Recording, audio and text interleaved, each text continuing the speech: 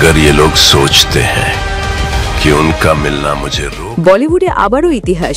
সালমান খানের নতুন দেশপ্রেমিক অ্যাকশন ছবি ব্যাটল অফ গালওয়ান নিয়ে তৈরি হয়েছে এক অভূতপূর্ব রেকর্ড। ये समझौते में लिखा हुआ है।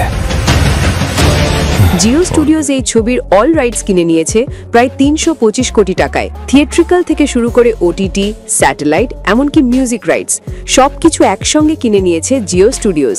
এমন বিশাল প্রি রিলিজ চুক্তি বলিউডে খুবই বিরল। এটা সাধারণত শুধু মেগাস্টার লেভেলের অভিনেতাদের জন্যই হয়।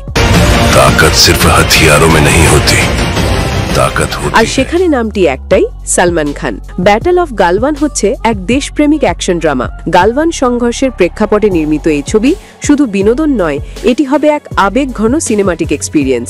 জিও স্টুডিওজের এত বড় বিনিয়োগ জানিয়ে দিচ্ছে তারা এই ছবির সম্ভাবনায় 100% বিশ্বাসী। প্রথম কারণ, সালমান খানের ফেস্টিভ সিজন মানেই বিশাল ব্যবসা।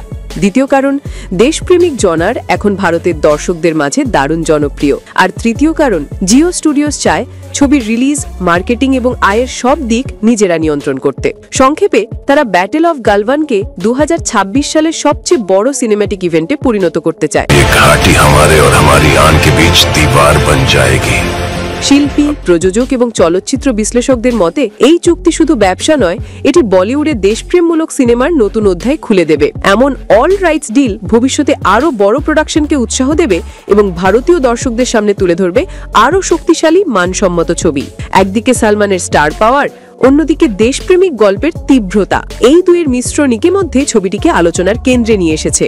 এবং ৩২৫ কোটির এই চুক্তি প্রমাণ করছে ব্যাটল অফ গালওয়ান শুধু একটা সিনেমা নয়, এটি হতে যাচ্ছে ভারতের পরবর্তী ব্লকবাস্টার দেশপ্রেমের উৎসব।